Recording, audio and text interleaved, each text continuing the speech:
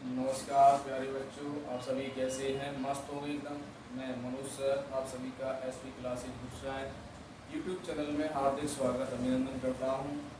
तो जैसा कि बच्चों आप सभी जानते हैं कि 11th क्लास के जो बच्चे हैं, कक्षा 11वीं वाले बच्चे, उनका एडमिशन डेट है जो समाप्ति की ओर है। और जो भी छात्र इस चैनल पर नए हों, वो सबसे पहले SP classes Gujarat YouTube channel को सब्सक्राइब करें, बेल आइकन का बटन दबाकर और प्रेस पर जाएं, जिससे आपको प्रत्येक वीडियो का नोटिफिकेशन मिलता रहे। मैं मनोज सर आप सभी का हृदय से हार्दिक स्वागत अभिनंदन करता हूं। तो आज मैं आप सभी को फिजिक्स में कक्षा 11वीं के लिए चैप्टर नंबर दूसरा है। इसका नाम है पृथक त्रुटि वाला लेसन है, मापन तथा पृथक त्रुटि वाला। तो इसमें कुछ सवाल वगैरह हैं दूसरे लेसन में परसेंटेज एरर से संबंधित। तो फटाफट क्लास को शेयर कर दें, आप लोग लाइक करें और देखें। आप सभी एक क्वेश्चन है, एक गोले की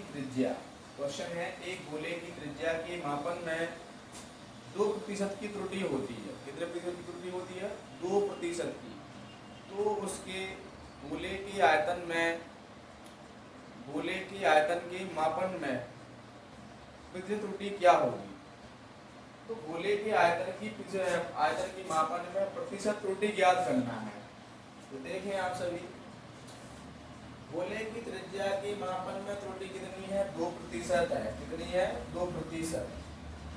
इसको शुरू कैसे करते हैं? r से शुरू करते हैं त्रिज्या को, ठीक है। इसको दूसरे कोड में अपन इस प्रकार से भी लिख सकते हैं, डेल्टा r बटा r गुणा 100। इसको इस प्रकार से भी लिख सकते हैं, ठीक है। तो ये पूछ रहे हैं कि गोले के आयतन में प्रतिशत त्रुटि ज्ञात करें। इसको आप इस प्रकार से भी लिख सकते हैं, डेल्टा v बटा v गुणा 100, ठीक है। आपको फॉर्मूला आना चाहिए। गोले का आयतन का जो फॉर्मूला होता है वो क्या होता है? 4/3 पाई आर क्यू होता है। गोले का आयतन क्या होता है? 4/3 पाई आर क्यू। गोले का आयतन को शुरू कैसे करते हैं? भी से शुरू करते हैं। 4/3 पाई आर क्यू लिख दिया। इसमें अपन देख रहे हैं जो 4/3 है और साथ में पाई है। 4/3 पाई एक बहुत छोटी राशि है, इसलिए इसे छोड़ने पर भाई जिस चीज का अपन को मान नहीं लिया जाता है उसको अपन क्या कर देते हैं? छोड़ देते हैं। क्या कर देते हैं बच्चों? छोड़ देते हैं, ठीक है। जब छोड़ देते हैं तो उसका मान नहीं होना लिखा जाता है।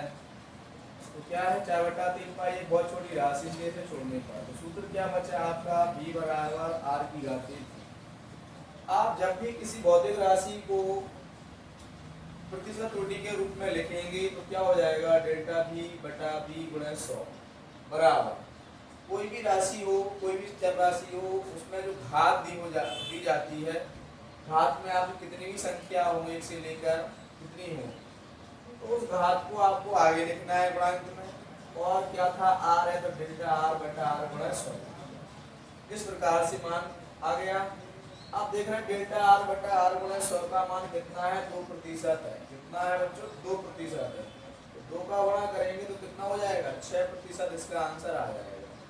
तो आपके गोले के आयतन के मापन में प्रतिशत त्रुटि कितनी आ गई? 6% आ गई। इसी प्रकार नेक्स्ट क्वेश्चन देखें आप सभी। नेक्स्ट क्वेश्चन क्या है? एक घन की भुजा की माप में प्रतिशत त्रुटि। एक घन की भुजा की माप में त्रुटि 2% की त्रुटि दी है। कितनी है? 2%। तो घन के आयतन के मापन में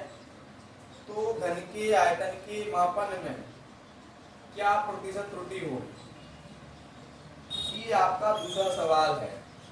तो सवाल हम लगाएंगे, घन की भुजा की माप में त्रुटि कितनी दी है? इसमें ये बराबर 2% है। इसको इस प्रकार से भी लिख सकते हैं, डेल्टा ए बटा ए गुणा में 100 बराबर कितना हो जाएगा? 2% आएगा, ठीक है।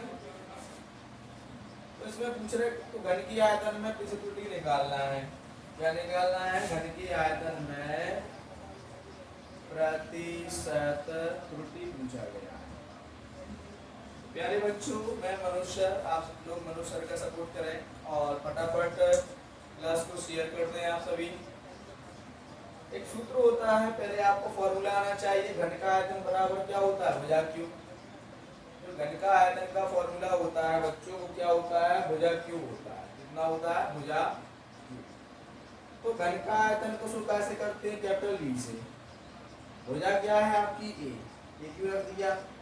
अब जब भी आपको परसेंटेज के रूप में, परसेंटेज एरर के रूप में कोई राशि रखनी हो, जैसे v है, तो डेल्टा v बटा v गुणा 100 हो जाएगा। कितना हो जाएगा? डेल्टा v बटा v गुणा 100।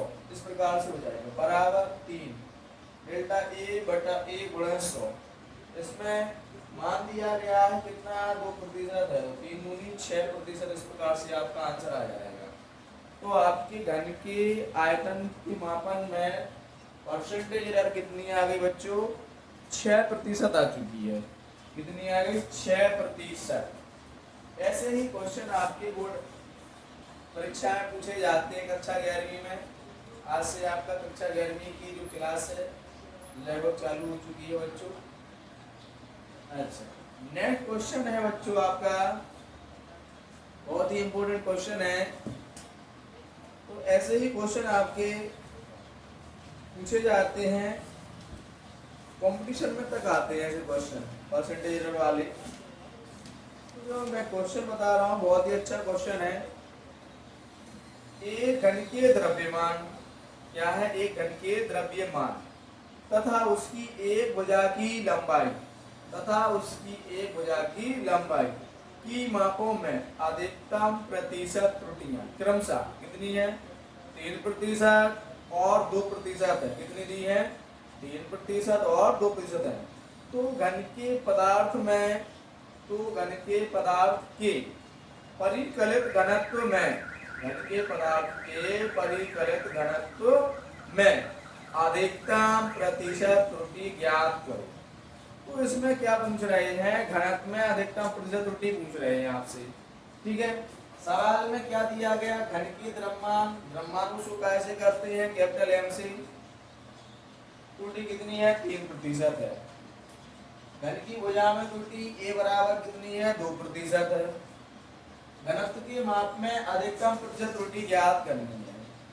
आपको फॉर्मूला आना चाहिए, द्रव्यमान बराबर घन का आयतन गुणा घनत्व। जो फॉर्मूला होता है द्रव्यमान बराबर क्या होता है? आयतन गुणा घनत्व होता है इसका जो फॉर्मूला, ये आपको आना चाहिए बिल्कुल कंप्लीटली।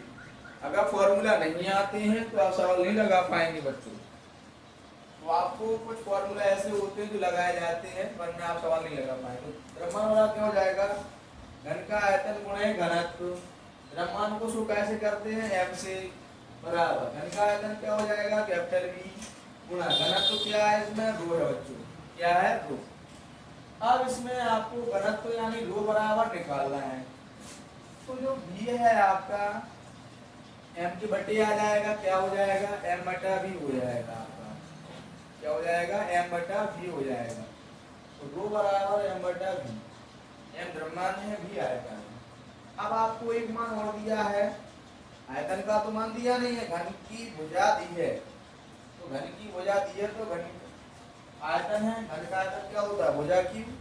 क्या होता है? भुजा क्यूब। भुजा को हमने क्या माना? स्मॉल a माना। तो क्या हो जाएगा? ये क्यूब हो जाएगा। अच्छा, जब भी सवाल लगाए आप किसी त्रुटि वाले, तो जो हर वाले मान होते हैं उनको ऊपर ले जाते हैं अंश में।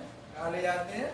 अंश में। जो भिन्न टाइप होती है अंश बटा हर के रूप में, उसको अंश ही अंश में बना लेते हैं, मतलब एक लाइन में। तो इधर क्या है? घात कितनी है? प्लस की है। ऊपर ले जाएंगे क्या हो जाएगी? माइनस में हो जाएगी। क्या हो जाएगी? माइनस में। तो रो बराबर m इंटू ए की घात -t हो जाएगा। अब इसको परसेंटेज एरर के रूप में रख दो। तो रो का क्या करेंगे? डेल्टा रो बटा रो गुणा 100 बराबर m का क्या करेंगे? डेल्टा m बटा m गुणा 100 माइनस 3 डेल्टा a बटा a गुणा 100। इस प्रकार से क्या हो जाएगा? ये घात है वो आगे आ जाएगी, इसमें घात थी नहीं, एक घात कभी लिखी नहीं जाती प्लस की, तो इसलिए नहीं आया। तो इस प्रकार से मान आ गया। अच्छा, जो मान माइनस में होते हैं उसमें एक और होता है एक शर्त तो लग जाती है बच्चों। क्या लग जाती है सर? जब सवाल में पूछा जाए कि अधिकतम प्रतिशत त्रुटि निकालना है तो मैक्स लगाएंगे, सारे मान माइनस के किस में हो जाएंगे, प्लस में हो जाते हैं। सारे मान माइनस वाले प्लस में हो जाते हैं। अब इसके बाद जो मान दिए रख दो, डेल्टा एफ बटा एफ माइनस 100 का मान कितना है, जब मान का 3% प्लस 3 अपने जाके था डेल्टा ए बटा ए का मान कितना रखना है 2, 3 जाके था 3 दूनी 6, इसको ऐड कर दिया कितना हो जाएगा 9% हो जाएगा। तो बच्चों आप लोगों को समझ में आ रहा होगा और आप लोग मनोज सर को सपोर्ट करें और जो भी छात्र है इस चैनल पर नए हों वो चैनल को सब्सक्राइब जरूर कर लें और अगले वीडियो के लिए क्लास को फटाफट शेयर कर दें, ज़्यादा से ज़्यादा शेयर करें।